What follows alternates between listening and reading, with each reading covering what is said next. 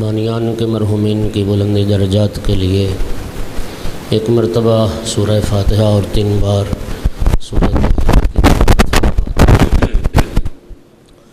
بسم اللہ الرحمن الرحیم الحمدللہ رب العالمین الرحمن الرحیم مالک یوم الدین ایاک نعبد و ایاک نستعین اہدنا الصراط المستقیم صراط الذین انعمت علیہم غیر المغضوب علیہم ولا الضالین بسم اللہ الرحمن الرحیم قل هو اللہ احد اللہ الصمد لم یلد ولم یولد ولم یکن له کفوا احد بسم اللہ الرحمن الرحیم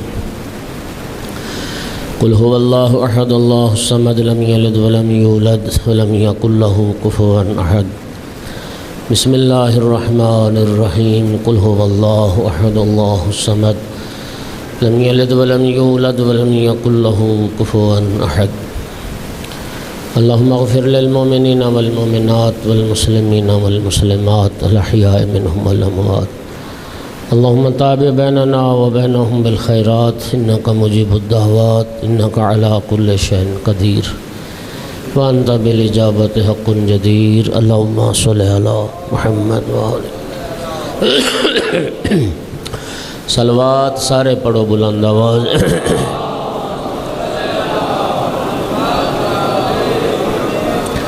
یہ تھوڑی خالی جگہ پر کر لیں تو میرے خیال میں ذرا ماحول اچھا ہو جائے گا. پیچھے احباب بیٹھے زحمت نہ سمجھیں. چلو بزرگوں سے میں زحمت نہیں دے سکتا, جو جوان عزیز بیٹھے ہو ذرا آگے آ جاؤ, اللہ آپ کو جزائے خیر دے. صلوات پڑھتے ہوئے قریب آ جائیں سارے حضرات.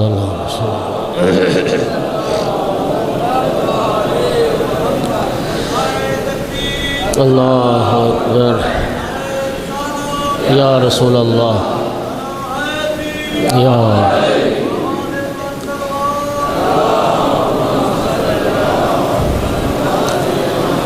اعوذ باللہ من الشیطان اللعین الرجیم بسم اللہ الرحمن الرحیم الحمدللہ رب العالمین والعاقبۃ للمتقین والجنة للمؤمنین والنار للمنافقین الحمدللہ الذی جعلنا من المتمسکین ولایت علی بن ابی طالب و اولادہ المعصومین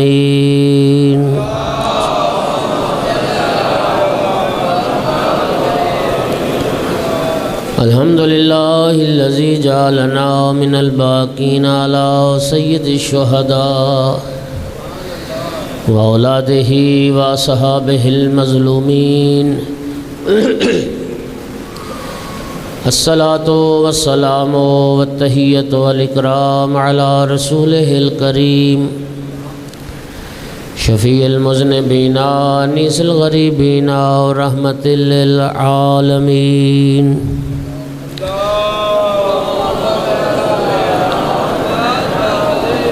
اعنی العبد المؤید الرسول المسدد المحمود الاحمد المصطفى الامجد بالقاسم محمد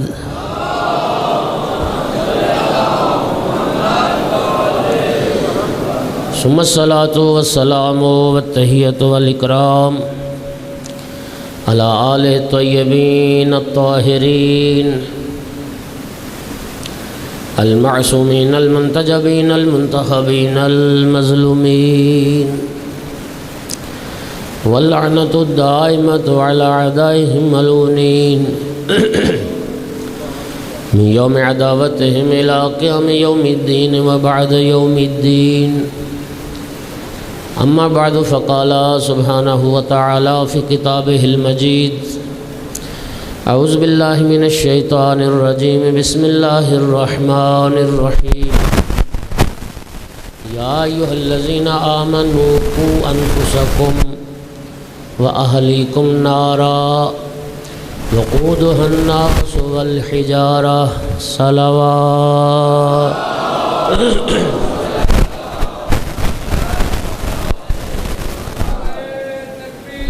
اللہ اکبر یا رسول اللہ یا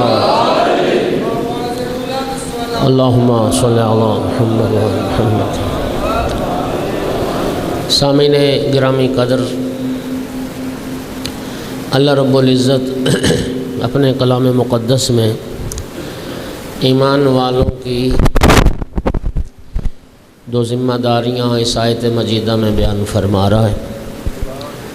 ارشاد ہے یا ایھا الذین آمنوا قوا انفسکم، اے ایمان والو اپنے آپ کو بھی بچاؤ، وَأَهْلِيكُمْ اور اپنے اہل و عیال کو بھی بچاؤ، کس سے؟ نارا جہنم کی آگ سے۔ وقودها الناس والحجارہ، جس جہنم کا ایندھن انسان بھی ہوں گے اور پتھر بھی ہوں گے۔ مومنو یاد رکھو، اس آیت میں خالق نے دو ذمہ داریاں ہماری بیان فرمائی ہیں۔ ایک تو یہ ہے کہ مومن اپنے آپ کو جہنم سے بچانے کی فکر کرے، اور دوسرا مومن صرف اپنی فکر نہیں کرتا، مومن کو چاہیے کہ اپنے اہل و عیال اور بیوی بچوں کو بھی جہنم سے بچانے کی فکر کرے۔ یہ مومن کی دو ذمہ داریاں ہیں۔ اور جہنم سے بچنے کی کوشش کیوں؟ اس لیے کہ اللہ رب العزت اسی کلام مقدس میں فرماتا ہے کہ قیامت کے دن کی کامیابی یہی ہے۔ قیامت کے دن کامیاب کون ہے؟ فمن زحزح عن النار وادخل الجنۃ فقد فاز۔ خالق فرماتا ہے جس شخص کو جہنم سے بچا لیا گیا اور جنت داخل کر دیا گیا، وہی شخص ہے جو حقیقت میں کامیاب ہے۔ قرآن میں جو مومن کی، جو انسان کی کامیابی کا معیار ہے وہ یہ دو چیزیں ہیں، جہنم سے بچ جائے اور جنت داخل ہو گیا، یہ انسان ہے جو حقیقت میں کامیاب ہے۔ اور اللہ رب العزت بھی ایمان والوں سے یہی تقاضا کر رہا ہے کہ اے ایمان والو، میں تمہیں قیامت کے دن کامیاب دیکھنا چاہتا ہوں، لہٰذا اپنے آپ کو بھی جہنم سے بچانے کی فکر کرو اور اپنے بیوی بچوں کو بھی جہنم سے بچانے کی فکر کرو۔ امام صادق علیہ السلام نے اس آیت کے ذیل میں فرمایا کہ اولاد کو جہنم سے بچانے کی فکر کیا ہے؟ سرکار نے فرمایا ان کی تعلیم و تربیت کا اہتمام کرنا اور ان کی نیک تربیت کرنا، یہ ماں باپ پر واجب ہے۔ اب سرکار نے فرمایا دو صورتیں، اگر آپ کی تربیت کے نتیجے میں اولاد راہ راست پر، دین کے راستے پر، نیکی کے راستے پر چلی تو جہنم سے بچ گئی، اور اگر تم نے تربیت کی کوشش تو کی، ماں باپ نے تو اپنی ساری کوشش کی، لیکن اولاد پھر بھی نیکی کے راستے پہ نہ آ سکی، تو امام فرماتے ہیں تیرا فریضہ ادا ہو گیا۔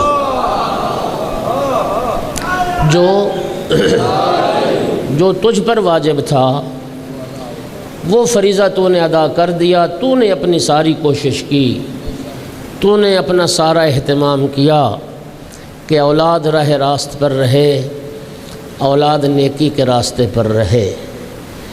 اور میں دوستو عرض کروں کہ ماں باپ جو اولاد پر حق پیدا کرتے ہیں، یہ جو قرآن و حدیث کہتا ہے کہ ماں باپ کے حقوق میں سے ایک حق اولاد کی گردن پر کیا ہے؟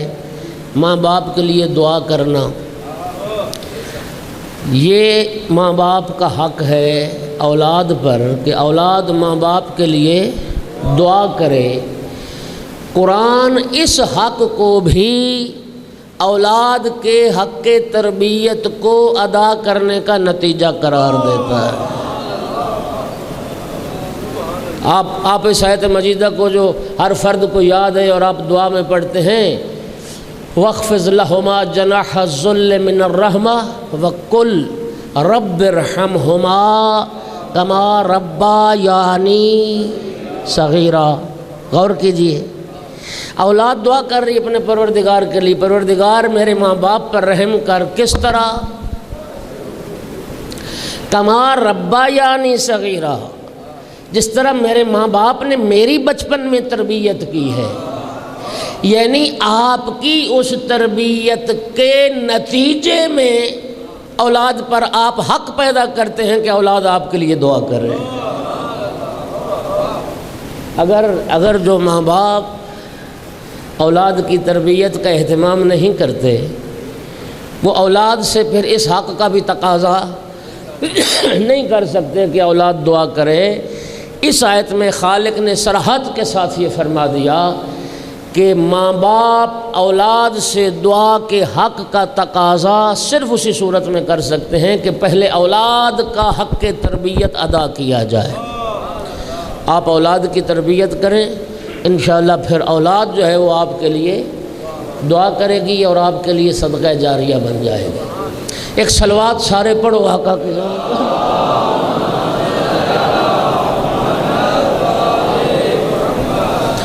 دوستو، اللہ اکبر، یا رسول اللہ،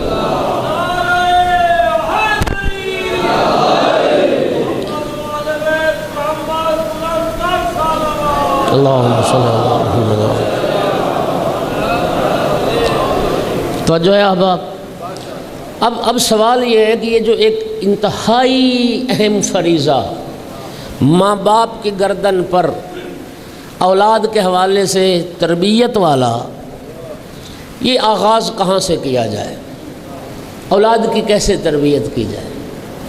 میرے محترم سامعین، تو یاد رکھیے، اولاد کی تربیت والا مرحلہ اولاد کی ولادت سے شروع نہیں ہوتا، اولاد کی ماں کے انتخاب سے شروع ہوتا ہے۔ سب سے پہلی بات کہ تم ماں کیسی منتخب کرتے ہو، اپنے بچوں کے لیے کیسی ماں کا انتخاب کرتے ہو، وہ چیز سبب بنے گی۔ اس لیے کہ ماں یہ پہلی گود ہے، یہ گود پہلی درسگاہ ہے جہاں سے بچہ سیکھتا ہے۔ لہٰذا اس ماں کا پڑھا لکھا ہونا، دیندار ہونا، اس ماں کا باکردار ہونا بہت ضروری ہے۔ کیوں فرمایا تھا آقا امیر المومنین علیہ السلام نے جناب عقیل سے کہ کسی عرب کے بہادر گھرانے سے مجھے رشتہ چاہیے؟ جناب عقیل نے عرض کی آقا کس لیے؟ فرمایا اس لیے کہ میں چاہتا ہوں کسی عرب کے بہادر گھرانے کی خاتون سے شادی کروں، فَتَلِدَ لِي غُلَامًا فَارِسًا، میں چاہتا ہوں بہادر ماں سے اللہ ایک مجھے شہ سوار اور بہادر بیٹا عطا کرے۔ اللہم صلی اللہ محمد و آل محمد۔ توجہ چاہ رہا ہوں، نہیں آپ ذرا امیر المومنین کی تمنا دیکھیے۔ مولا علی کو یہ یقین تو ہے جو میرا بیٹا ہے، میرا خون حیدری اس کی رگوں میں تو ہوگا، میرا خون اس کی رگوں میں ہوگا، میری شجاعت کا وارث تو ہوگا، لیکن مولا چاہتے نہیں صرف میری طرف سے شجاعت کا وارث نہ ہو، ماں کی طرف سے بھی شجاعت اس کو ورثے میں ملے۔ یہ جناب عقیل سے مشورہ کرنا، یہ آنے والی نسلوں تک پیغام پہنچانا ہے۔ اچھی اولاد کی تمنا ہو تو اچھی ماں کا انتخاب کرو، نیک اولاد کی تمنا ہو تو نیک ماں کا انتخاب کرو۔ میرا بھائی، ماں با کردار ہوگی، ماں عظیم ہوگی تو اولاد عظیم ہوگی۔ اور ماں عرب کی زن فحشہ ہو تو پھر جو غلاظت پیدا ہوتی ہے ساری دنیا جانتی ہے کیا پیر۔ صلوات پڑھ محمد و آل محمد۔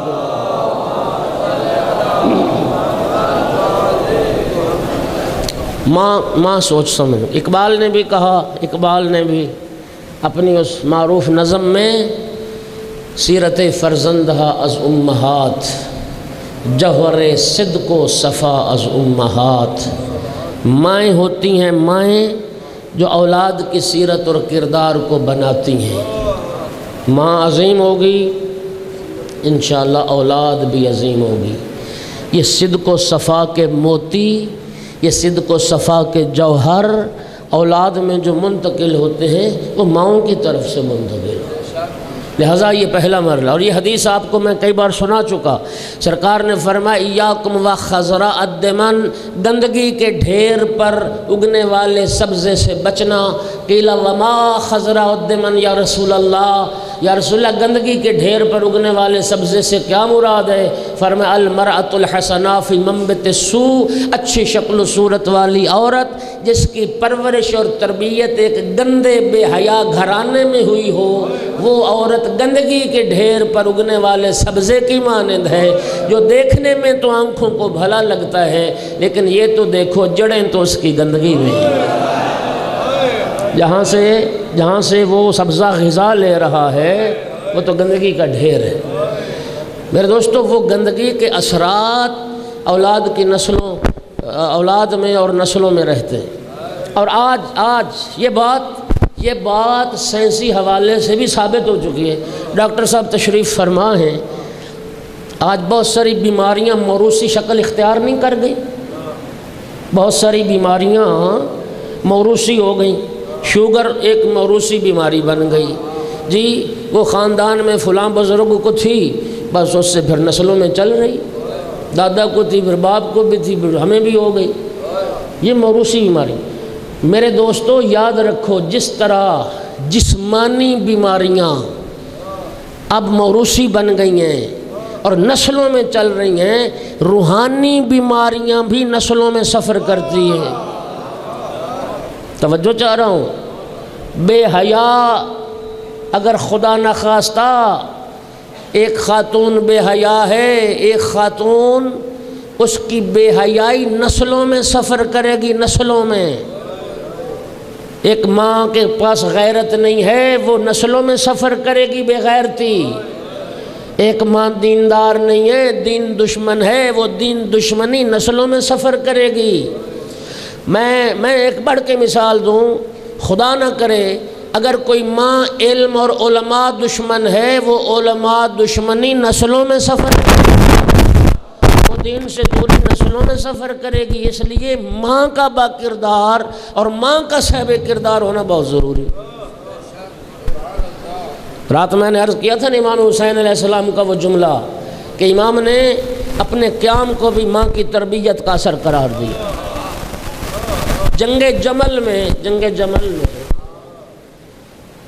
جب آقا امیر المومنین نے علم جناب محمد حنفیہ کے حوالے کیا، اور نہج البلاغہ میں وہ جملے بھی موجود ہیں کہ جناب امیر نے جناب محمد حنفیہ کو کیا ہدایت فرمائی، فرمایا تزول الجبال ولا تزل، محمد پہاڑ اپنا راستہ چھوڑ دے، تیرے قدموں میں لغزش نہ آئے۔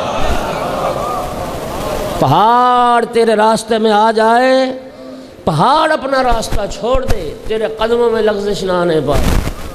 عز علی ناجزک، اپنے دانتوں کو میدان جنگ میں پیس کے رکھنا۔ عائر اللہ جمجمتک، اپنے کاسہ سر کو اللہ کی راہ میں عاریتاً دے دینا۔ ارم ببصر ایک اقصل قوم، اور محمد تیری نگاہ دشمن کی پہلی صف پہ نہ ہو، دشمن کی آخری صف پہ نگاہ ہو۔ وَعْلَمْ أَنَّ النَّصْرَ مِنَ اللَّهِ، اور یہ بات تیرے علم میں ہونی چاہیے کہ نصرت، کامیابی اور فتح ہمیشہ اللہ کی طرف سے ہوتی ہے۔ امام نے فرمایا جاؤ محمد حملہ کرو۔ جناب محمد چلے، یکدم تیروں کی برسات شروع ہو، محمد کے قدم رک گئے۔ جناب امیر نے فرمایا محمد کیا بات ہے، آگے نہیں بڑھتے؟ اس وقت عرض کی بابا تیروں کی برسات ہے، یہ تیر ذرا تھم جائیں تو میں آگے بڑھتا ہوں۔ یوں سینے پہ ہاتھ مارا، یوں، اور ہاتھ مار کے فرمایا محمد یہ تیری ماں کے دودھ کا اثر ہے، یہ تیری ماں کے دودھ کی تاثیر ہے، ورنہ تیرا باپ علی کبھی تیروں کی برسات سے نہیں گھبرا۔ امام مجتبیٰ علیہ السلام آگے بڑھے، بابا مجھے اجازت دو۔ امام مجتبیٰ علیہ السلام نے حملہ کیا، کتاب کا میں ذمہ دار، حوالے کا میں ذمہ دار۔ یوں امام مجتبیٰ دشمن کے لشکر میں گھسے، یہ کتاب کی تعبیر ہے۔ فرماتے ہیں جس طرح سمندر میں، دریا میں کوئی شخص ڈوب رہا ہو، نہ ڈوب رہا تو کیا کیفیت ہوتی؟ کبھی پانی کے نیچے چلا جاتا ہے، کبھی ابھر کے اوپر آ جاتا ہے، پھر کبھی پانی کے نیچے، کبھی اوپر، کبھی نیچے، کبھی اوپر۔ یہ کیفیت تھی امام حسن مجتبیٰ کی دشمن کے لشکر میں۔ محمد جنگ دیکھ رہے ہیں، چہرے پہ شرم سے پسینہ آ رہا ہے، چہرہ سرخ ہو رہا ہے۔ جب محمد کی یہ کیفیت مولا علی نے دیکھی، اب بیٹے کا دل رکھنے کے لیے، جناب محمد حنفیہ بزدل نہیں تھے، آل محمد کے گھرانے میں معصومین کے بعد سب سے بڑے بہادر تھے۔ اب بیٹے کا دل رکھنے کے لیے مولا امیر نے فرمایا محمد بیٹا گھبرا نہیں، اپنا مقایسہ کبھی حسن اور حسین سے نہ کرنا، کبھی اپنا مقابلہ حسن اور حسین سے نہ کرنا، یاد رکھنا اس بات کو، تو علی کا بیٹا ہے، حسن رسول کا بیٹا ہے۔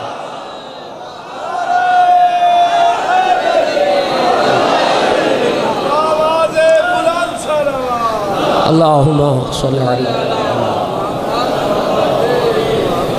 بات آ گئی کہ ماں کے دودھ کا اثر، ماں کے دودھ کا اثر، ماں کا دودھ تاثیر رکھتا ہے۔ اس لیے فرمایا گیا کہ ماں کا انتخاب سوچ سمجھ کے کر۔ دیندار ماں، متدین ماں، مسائل شریعت کو جاننے والی ماں، دین کا سوجھ بوجھ رکھنے والی ماں۔ اور میں دوستوں محسوس کرتا ہوں، آپ گواہی دیں گے، ابھی تھوڑا سا عرصہ پیچھے چلے جائیں، ہم نے، میں بھی ان لوگوں میں شامل ہوں، یہ جو ابتدائی دینی معلومات تھیں یہ ہم نے ماں کی گود سے لی تھی، ایسے ہی ہے نا؟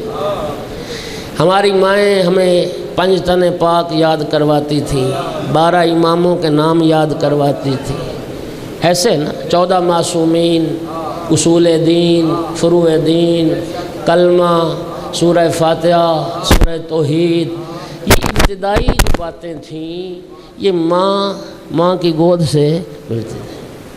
اور آج ماں کو فیس بک سے ہی فرصت نہیں،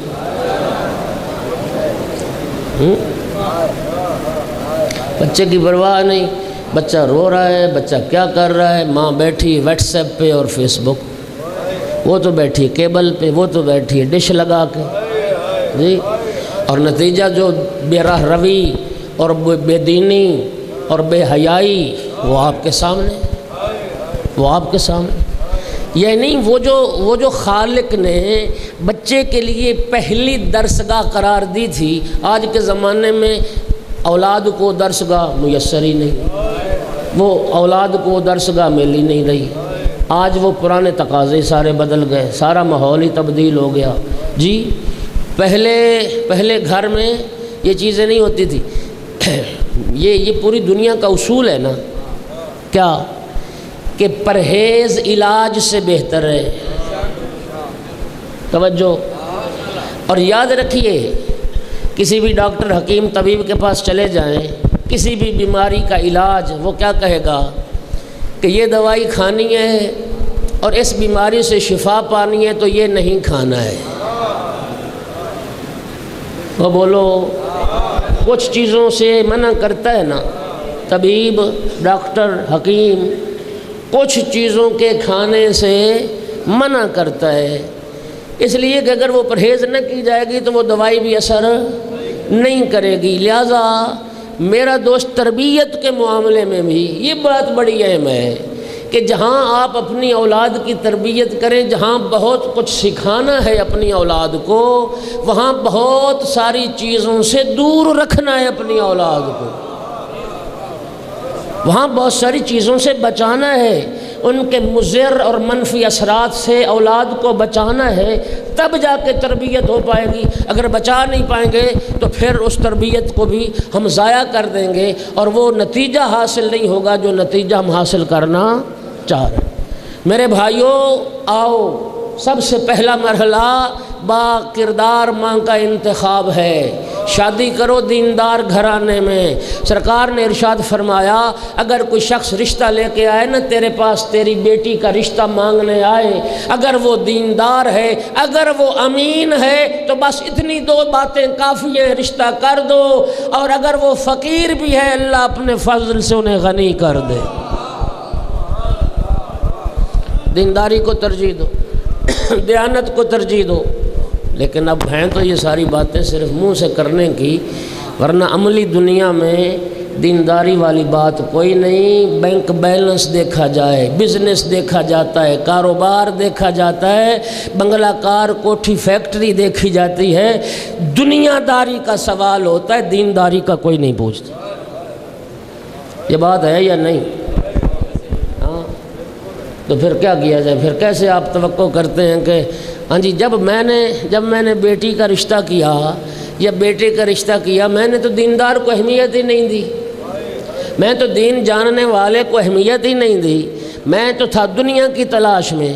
اور یاد رکھو، الا بذکر اللہ تطمئن القلوب، اسباب دنیا، دولت کی ریل پیل، گھر میں سہولیات زندگی کی فراہمی سے زندگی میں اطمینان نہیں آتا۔ زندگی میں اطمینان اللہ کی یاد سے آتا ہے۔ الا بذکر اللہ تطمئن القلوب۔ اور آج معاشرے میں فساد، گناہ کس قدر زیادہ ہو گئے۔ ان کی ایک وجہ، ان گناہوں کی کثرت کی ایک وجہ کیا ہے؟ بیٹا جوان، بیٹی جوان۔ میرا بھائی میرے جملوں پہ غور کرنا، میں بڑی ذمہ داری کے ساتھ عرض کر رہا ہوں۔ شادی جو ہے نا، شادی یہ دین اسلام کی اتنی سادہ سی، اتنی مختصر سی یہ ایک تعلیم ہے، ایک حکم ہے۔ ہم اس نے ایک سادہ سی تعلیم کو اتنا مشکل بنا دیا کہ اب ماں باپ کے لیے اولاد کی شادی کرنا زندگی کا بہت بڑا ایک مشکل مرحلہ ہے جو طے کر۔ اللہ اکبر۔ بھائی اسلام میں شادی تو بہت سادہ سی بات تھی، اس میں تو کوئی مشکل نہیں تھی۔ اگر اولاد کی بر وقت شادیاں کی جاتیں، اگر جوان بچوں بچیاں کی بر وقت شادیاں کی جاتیں، یہ زنا والا گناہ معاشرے میں عام نہ ہوتا، یہ زنا والی لعنت معاشرے میں عام نہ ہوتی۔ ہم نے چونکہ اس فریضے کو چھوڑ دیا، آج اولاد بے راہ روی کا شکار ہو گئی اور معاشرہ جو ہے وہ گناہوں کی زد میں آ گیا۔ میرے دوستو، کیا فرمایا تھا رسول اللہ نے؟ اذا کثر الزنا فی امتی، جب میری امت میں زنا والا گناہ بڑھ جائے گا تو کیا ہوگا؟ کثر موت الفجات، پھر ہارٹ اٹیک کی موتیں بڑھ جائیں گی، پھر دل کے دورے بڑھ جائیں گے، پھر حادثات بڑھ جائیں گے، پھر اچانک موت کی خبریں آنے لگ جائیں گی۔ یہ گناہ اس زنا کے گناہ کا نتیجہ ہے۔ اور رسول اللہ نے فرمایا جس معاشرے میں زنا عام ہو جائے گا اس معاشرے میں اچانک کی اموات بڑھ جائیں گے۔ اب ایمان سے بتاؤ، یہ جو اچانک والی موت ہے، یہ جسے ہم ہارٹ اٹیک کہتے ہیں، جسے ہم حادثہ کہتے ہیں، جسے ہم ایکسیڈنٹ کہتے ہیں، اللہ جانتا ہے وہ جو طبعی اموات تھیں وہ شاید 10% ہوں، 90% اموات اب جو ہیں وہ حادثاتی ہیں۔ 90% اموات، یہ کیا ہے؟ یہ رسول اللہ کا وعدہ ہے۔ اور امام جعفر صادق علیہ السلام نے یہ فرمایا تھا کہ اذا فشا الزنا، جب زنا عام ہو جائے گا، کثرت الزلازل، زلزلے کثرت سے آئیں گے، زلزلے کثرت سے آنے لگ جائیں گے جب زنا والا گناہ۔ اور آج مسلمان معاشرے میں، ایک مسلم معاشرے میں یہ گناہ اتنا زیادہ ہو گیا کہ اللہ معاف کرے، مسلمان اس گناہ کو اب گناہ ہی نہیں سمجھ رہے، اس گناہ کو گناہ نہیں سمجھ رہے۔ مولا امیر المومنین کا جملہ نہج البلاغہ میں علی مولا نے تو فرمایا تھا ما زنا غیور قط، غیرت مند انسان کبھی زنا نہیں کرتا۔ غیرت مند کبھی اس گناہ کا سوچتا نہیں۔ امام صادق علیہ السلام نے جناب عیسیٰ علیہ السلام سے ایک قول نقل کیا۔ حضرت عیسیٰ اپنی امت سے فرمایا کرتے تھے کہ جناب موسیٰ اپنی امت سے کہتے تھے زنا نہ کرنا، فرماتے تھے میں تم سے کہتا ہوں زنا کا سوچنا بھی نہیں۔ کیوں؟ جناب عیسیٰ فرماتے تھے یہ ایک صاف ستھرا گھر، ایک صاف ستھری کوٹھی، اس میں آپ آگ جلاتے ہو، آگ سے گھر نہ بھی جلے، دھوئیں سے وہ گھر کالا تو ہو جائے گا۔ فرمایا یہ تصور بھی انسان کے ذہن کو کالا کر دے گا اور انسان کے دل کو کالا کر دے گا، یہ تصور بھی۔ میرے محترم سامعین، لہذا سب سے ضرورت اس معاشرے میں یہ ہے کہ بچوں کی، اولاد کی بر وقت شادیاں کی جائیں۔ بر وقت شادیاں ہوں گی، زنا والا جو گناہ ہے وہ معاشرے میں کم ہوگا۔ میرے بھائیوں، یہ ہم قصوروار ہیں، اور یاد رکھو جس ماں باپ کی اولاد زناکار ہے، جس ماں کا بیٹا، جس باپ کا بیٹا زنا کرتا ہے یا جس کی بیٹی زنا کرتی ہے، اس زنا میں ماں باپ برابر کے مجرم ہیں، اس میں برابر کے شریک ہیں۔ کیوں نہ ان کی بر وقت شادی کی گئی اور کیوں نہ ان کے فریضے کو ادا کیا گیا تاکہ وہ گناہ سے بچ سکتا۔ جانتے ہو شریعت نے کیا سزا مقرر کی؟ رسول اللہ فرماتے ان اشد الناس عذابا یوم القیامہ، سرکار فرماتے قیامت کے دن سب سے زیادہ عذاب اللہ نے زناکار کے لیے رکھا ہے، جو اپنے نطفے کو اس کے رحم میں ڈالتا ہے جو اللہ نے اس کے لیے حلال نہیں کیا تھا۔ سید الانبیاء نے جناب امیر کو خطاب کر کے فرمایا تھا زناکار کی 6 خصلتیں ہیں، 3 اس دنیا میں اور 3 آخرت میں۔ فرمایا یا علی جو زناکار ہے فیذهب بالبہاء، اس کے چہرے کا نور ختم ہو جائے گا، دنیا میں اس کے چہرے کا نور ختم ہو جائے گا۔ یقطع الرزق، دنیا میں اس کا رزق کم ہو جائے گا، اور کیا ہوگا؟ حادثات کی موت بڑھ جائے گی میرے بھائی۔ اور آخرت میں کیا ہوگا؟ رسول اللہ نے فرمایا سوء الحساب، برے اور سخت طریقے سے اس کا حساب لیا جائے گا، سخت الرحمن پروردگار کے غضب کا سامنا کرے گا، والخلود فی النار، ہمیشہ ہمیشہ کے لیے جہنم میں رہے۔ زنا محسن سنسار کی سزا ہے، شوہرت سے زنا، شوہردار عورت زنا کرے، مرد بیوی والا زنا کرے، کیا سزا ہے زنا محسن کی؟ سنسار کر دو، 80 کوڑے سزا۔ میرا محترم کدھر جا رہا ہمارا معاشرہ؟ اور ظلم بالائے ظلم، یہ ایسے نمونے اور مثالیں بھی سامنے آئیں، لوگوں کی بچیوں کو گھر میں بیٹی بنا کے رکھا ہوا اور زنا بھی کیا جاتا ہے۔ کیوں بھول گئے سرکار کے اس فرمان کو؟ سرکار نے فرمایا تھا من زنا زنی بہ، یاد رکھو جو کسی گھر کے 4 دیواری کے تقدس کو پامال کرتا ہے، کسی گھر کی حرمت کو پامال کرتا ہے، اس کا اپنا گھر بھی محفوظ نہیں رہتا۔ جو کسی کی بہن بیٹی پہ دست درازی کرتا ہے، اس کو یقین کر لینا چاہیے کہ اس کا اپنا گھر بھی محفوظ نہیں ہے۔ اور میرا بھائی، یہ کسی کی ناموس کی طرف آنکھ اٹھا کے نہ دیکھنا، یہ در حقیقت تم اپنی ناموس کا تحفظ کر رہے ہو۔ اگر تم چاہتے ہو کوئی تمہاری بیٹی کی طرف غلط نظر سے نہ دیکھے، تم بھی کسی کی بیٹی کی طرف غلط نظر سے نہ دیکھو۔ اگر تم چاہتے ہو کہ کوئی تمہاری ناموس کی طرف دست درازی نہ کرے، خبردار تم بھی کسی کی ناموس اور حرمت کی طرف دست درازی نہ کرو۔ اپنے گھر کے تقدس کو محفوظ رکھنا چاہتے ہو، اپنے گھر کی حرمت کو محفوظ رکھنا چاہتے ہو، تو لوگوں کے گھروں کی حرمت کا احترام سیکھو اور لوگوں کے گھروں کی حرمت کا خیال رکھو۔ اور یاد رکھو سب سے سرکار نے فرمایا النظرۃ سہم مسموم من سہام ابلیس، آقا نے فرمایا انسانی بدن کے جتنے اعضاء ہیں، جتنے اعضاء، ہر عضو زنا میں حصہ لیتا ہے، ہر عضو کا زنا ہے۔ آنکھ کا زنا غیر محرم کو شہوت کی نظر سے دیکھنا ہے، کان کا زنا غیر محرم کی گفتگو کو لذت سے سننا ہے، زبان کا زنا غیر محرم سے عشق اور محبت کی اور باتیں کرنا ہے جو جائز نہیں ہیں، تیرے ہاتھوں کا زنا غیر محرم کو ہاتھ لگانا اور مس کرنا ہے۔ جوان کدھر جا رہے ہیں، معاشرہ کدھر جا رہا ہے؟ کہاں آج آپ جانتے ہو کہ یہ جو موبائل کی کمپنیاں جو بزنس کر رہی ہیں، کس بنیاد پر؟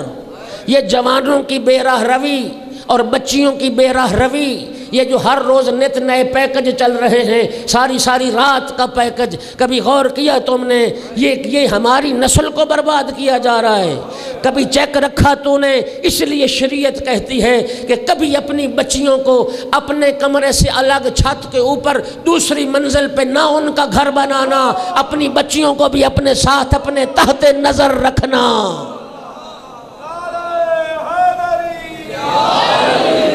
اولاد کا ماحول اور کمرہ بھی ایسا رکھنا جو تمہارے تحت نظر ہو، تم سے دور نہ ہو۔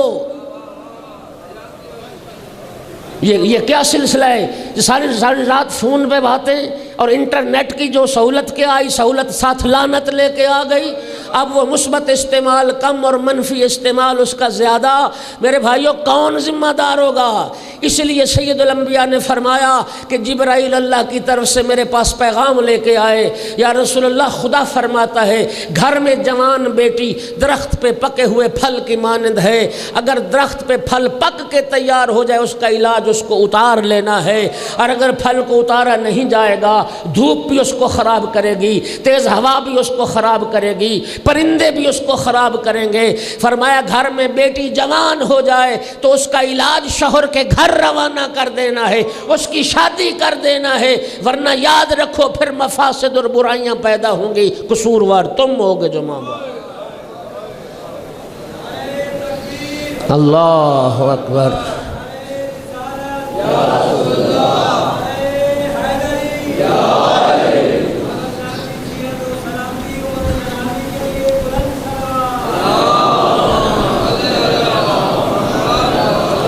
توبہ توبہ کرو میرے دوستو، توبہ۔ موت کا پتہ نہیں کب آ جائے۔ میں کئی بار کہتا ہوں یہ مجلس امام حسین یہ مقام توبہ بھی ہے، مقام قبولیت توبہ بھی ہے۔ یہاں توبہ کی جانی چاہیے، یہاں خالق توبہ قبول کرتا ہے۔ میں نے کل بھی کہا تھا آؤ ہر بندہ اپنے زمانے کا حر بنے، آؤ حر سے سیکھو، آؤ حر سے ہم نے کیا سیکھا؟ حر یہی سکھا رہے تھے، آؤ گناہوں کی زندگی کو چھوڑ کے اللہ کی اطاعت کی طرف آ جاؤ، اللہ کی رضا کی طرف آ جاؤ، اپنے رب کو راضی کر لو۔ اور خالق فرماتا ہے، سرکار کی حدیث ہے، ما من شیء احب الی اللہ من شاب تائب۔ سرکار فرماتے ہیں اللہ رب العزت کو سب سے زیادہ محبوب ہے وہ جوان جو جوانی میں توبہ کر لے۔ تیرے معافی مانگنے میں دیر ہے، اس کے بخشنے میں دیر نہیں۔ تو جب سچے دل سے ایک بار کہے گا یا اللہ،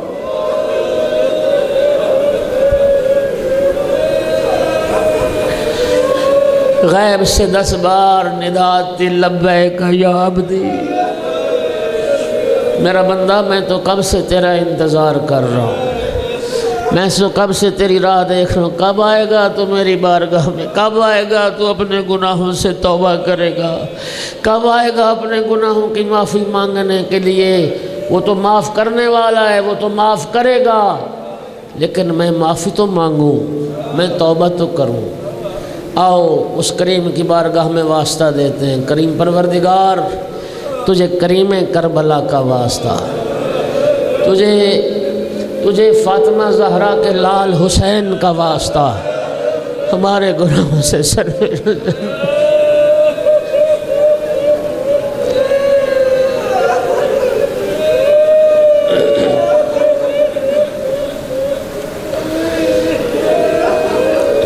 فرزند رسول نے 2 محرم کو کربلا پہنچے، 2 محرم کو کربلا پہنچے، کربلا پہنچ کے چند خطوط لکھے جن میں ایک خط جناب حبیب ابن مظاہر اسدی کو لکھا، من الحسین ابن علی الی الرجل الفقیہ حبیب ابن مظاہر الاسدی۔ یہ خط ہے حسین ابن علی کی طرف سے ایک مرد فقیہ کے نام، حبیب تیری عظمت کو جسے وقت کا امام رجل فقیہ کے لقب سے یاد کرے، حبیب ابن مظاہر۔ میں ابھی گیا تھا، جناب حبیب کی زیارت اکثر لوگوں نے کی ہے، جنہوں نے نہیں کی اللہ انہیں بھی نصیب کرے، ہاں بار بار نصیب کرے۔ میں جناب حبیب کی زری پر کھڑا تھا، ایک عرب آیا، آ کے سلام کرتا ہے، السلام علیکہ یا حبیب الحسین، السلام علیکہ یا حبیب فاطمہ الزہرا، السلام علیکہ یا حبیب امیر المؤمنین، السلام علیکہ یا حبیب رسول اللہ۔ حبیب کو خط لکھا ایک مرد فقیہ کے نام۔ اما بعد، خط کا مضمون، فقد تعلم قرابتی من رسول اللہ، انا نزلنا کربلا، حبیب ہم کربلا پہنچ گئے، فقد تعلم قرابتی من رسول اللہ، تو جانتا ہے میرا رسول سے کیا رشتہ ہے، پھر ارادت نصرتنا فقدم الینا عاجلا، حبیب ہماری مدد کا ارادہ رکھتے ہو تو جلدی کربلا پہنچ۔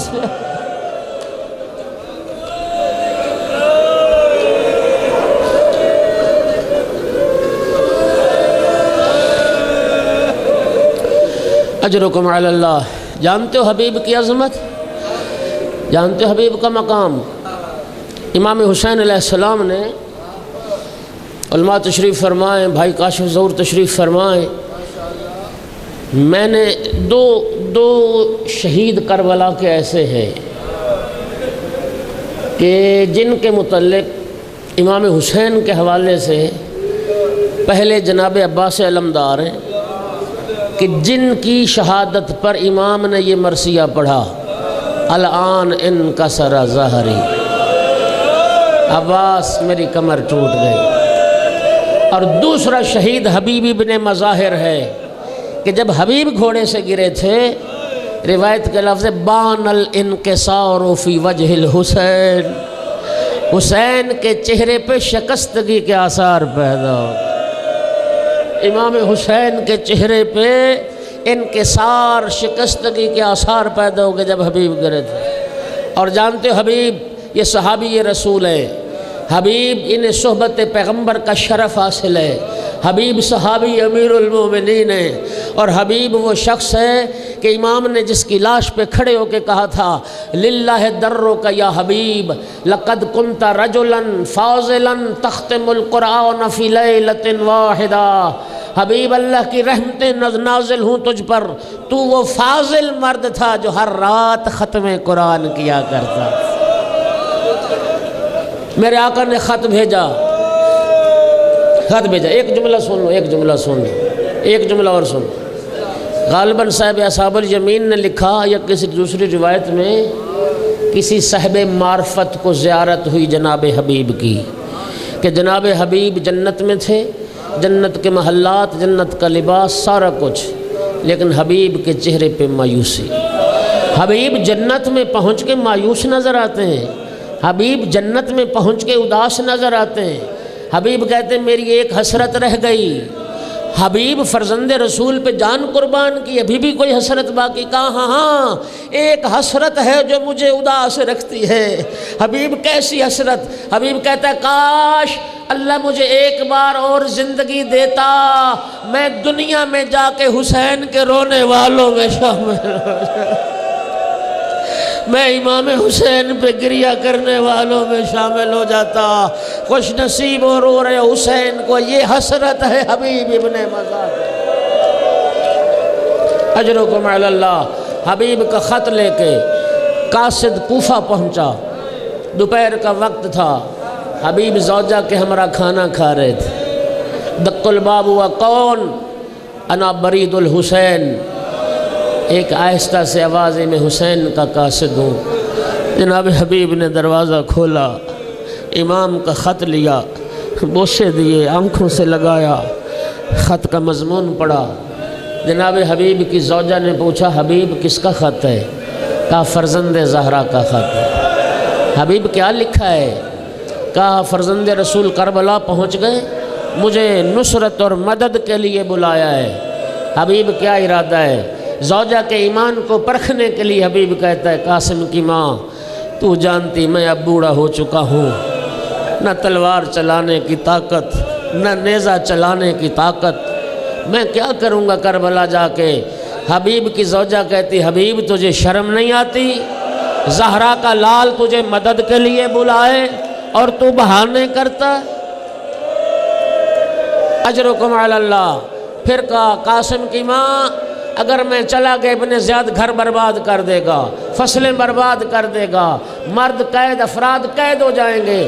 اس وقت جوش غیرت ایمانی سے اٹھی، اپنی چادر سر سے اتار کے حبیب کے سر پہ دے ماری، کہتی حبیب تو گھر میں بیٹھ۔ اب کربلا کا رخ کر کے کہتی فرزند زہرا کاش میں مرد ہوتی، میں آتی اپنی جان آپ پہ قربان کرتی۔ بس جب آزما لیا نا، آزما لیا، اب حبیب کہتا ہے قاسم کی ماں گھبرا نہیں، قاسم کی ماں جب کل آئے گا نا قیامت کا دن، میں تجھے حسین کی ماں کے سامنے شرمندہ نہیں ہونے۔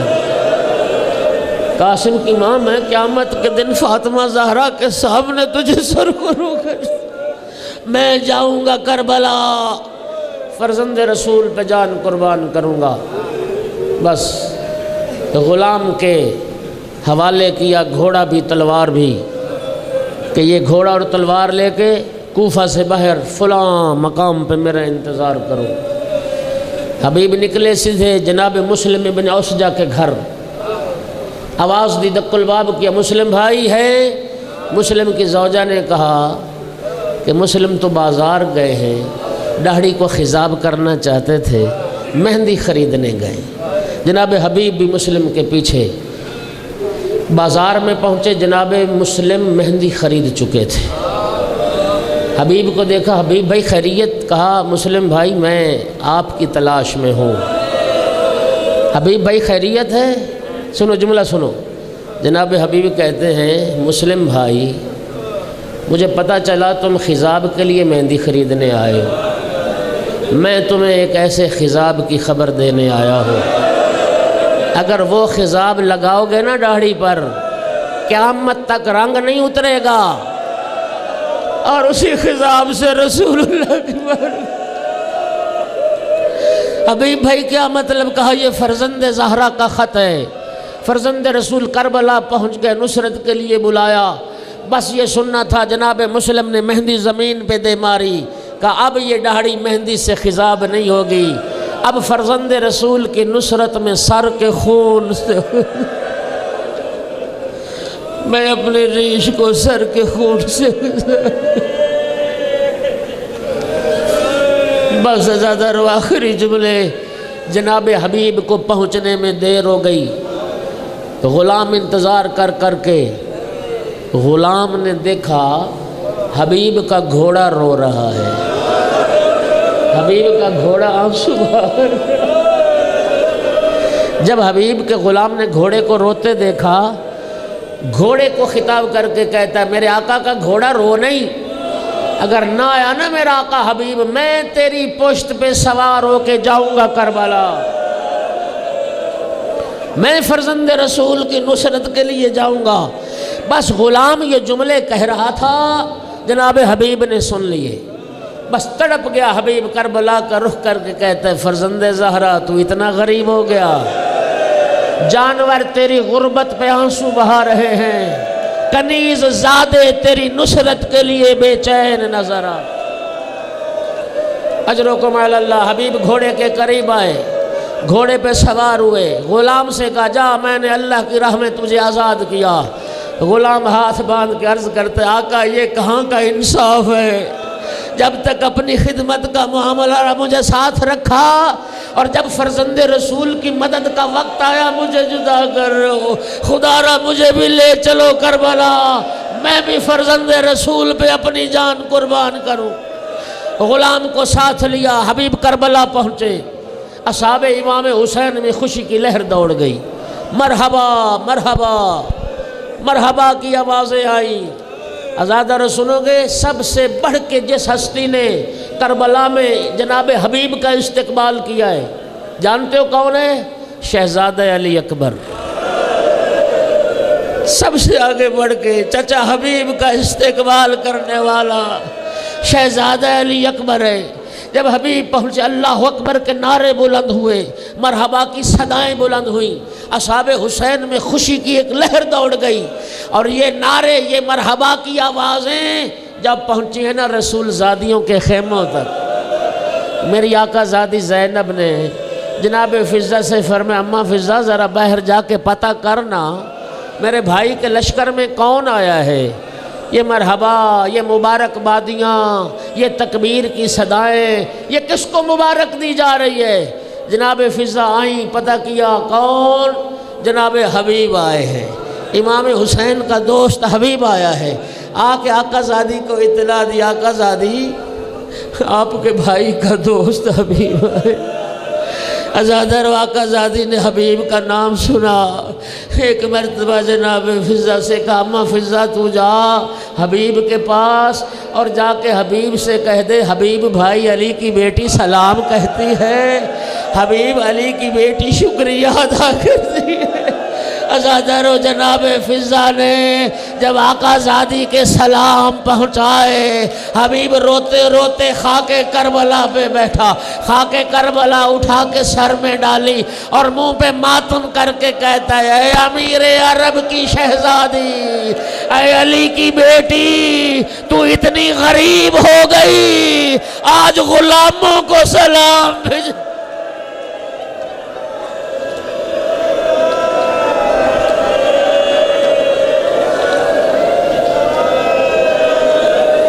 الا لعنت اللہ علی القوم الظالمین وسیعلم الذین ظلموا ای منقلب ینقلبون۔ پروردگار ذکر کو قبول فرما، عزاداروں کے پرسے کو قبول فرما، تمام عزاداران کی حاجات شرعی کو پورا فرما، بانیان کی توفیقات میں اضافہ فرما، بانیان مجلس کے حوائج پورے فرما۔ کریم اللہ شہیدان کربلا، اسیران کربلا کا واسطہ قبلہ سید محمد تقی کے فرزند کو شفا کاملہ عاجلہ عطا فرما، ہر بیمار مومن کو شفا عطا فرما۔ خطیب الحسن اور سیدہ تسنیم بیمار میرا اللہ انہیں شفا عطا فرما۔ پروردگار قرآن و اہل بیت کے نوکروں میں شمار، امام عصر کے ظہور میں تعجیل فرما۔ میرا اللہ ہماری اولاد کو نیک اور صالح بنا، ہمارے لیے ذخیرہ آخرت قرار دے، ہمیں اپنی اولاد کی کمحق و تربیت کی توفیق عطا کر، ہماری اولادوں کو نیک اور صالح بنا، علم و تقوی کے میدان میں کامیابی عطا فرما۔ ربنا تقبل منا انک انت